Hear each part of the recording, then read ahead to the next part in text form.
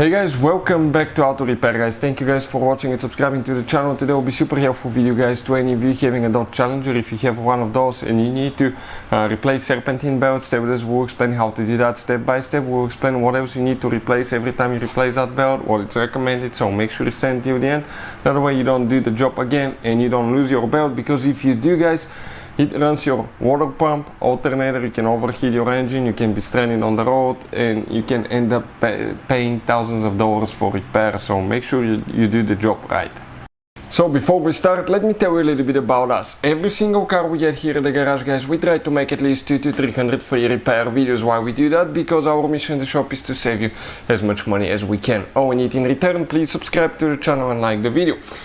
If you need to buy any parts, tools for your Dodge Challenger or any car, you want to save quite a bit of money, get them at a really good price and quick shipping, check out the link in the description of the video below. That's where we get all our tools and supplies from. So let's start on it now.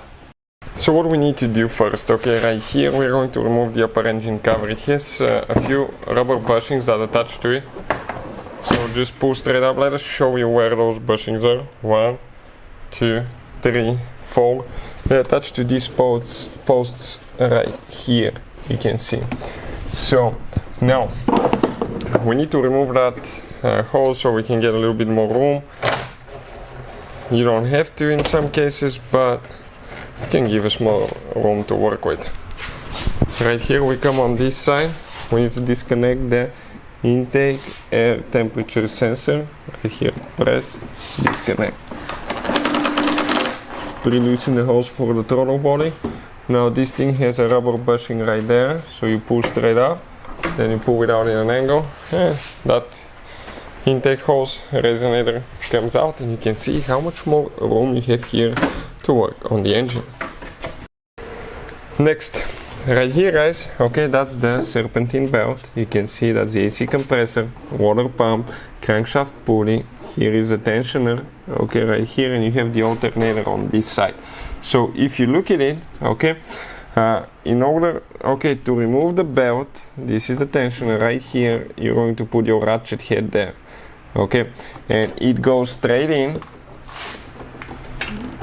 okay, like that. And you go counterclockwise the other way. You have to go the other way, not this way, the other way. So you can pull the belt out, and when you do that, while one person is releasing the belt, okay, let me see if I can slide it over at the water pump. Probably will be no.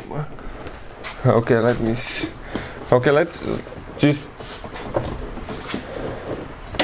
show you a little bit better, because you cannot get an idea. Okay, that's the ratchet, and when you come that way, it's going to release the belt, and it came out of the water pump right there. We just slid it over, you can see, like that. Now you can push it down. Careful not to tensioner to kick back and you smash your fingers. Okay, you can see the belt is about to come out now. Okay, and we'll show you how to install it in a second as well. So we recommend, when you replace the belt, always replace the tensioner as well. And right here, okay, I'm trying to get to it. This pulley right here, this is the empty pulley, practically routing pulley, but replace this one and the tensioner as well every time you put new belt. If you want to see where to get the kit from, we'll put the link in the description of the video below, so you can see where you can easily get it from. So let's explain how you install it now. So we get the belt, it goes on the, we're going to put it on the crankshaft pulley first, right there. It's going to come to the water pump next.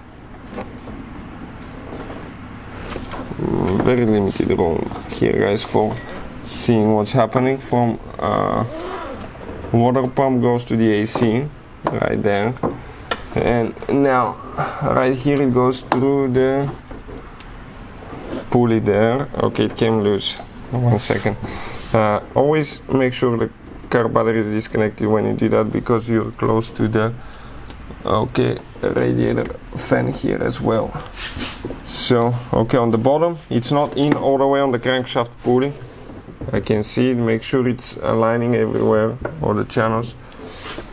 Okay, let's see if that's going to give us enough room, and I put it lastly on the AC compressor. So let's see if we can do that now. Oh, on the alternator, excuse me.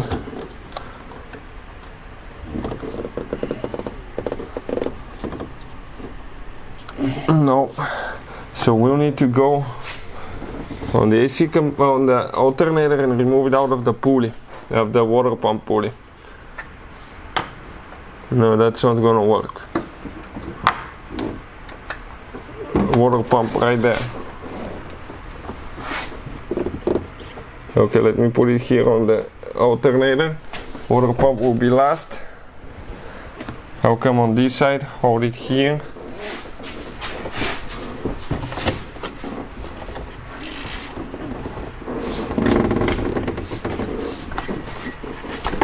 And I dropped it. Give us a second.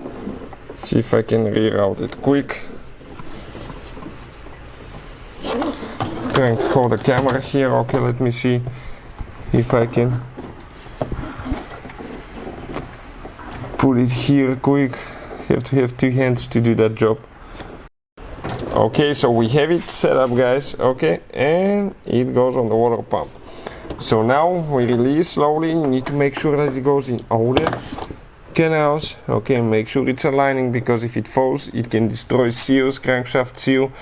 It can overheat your car. On the alternator is good.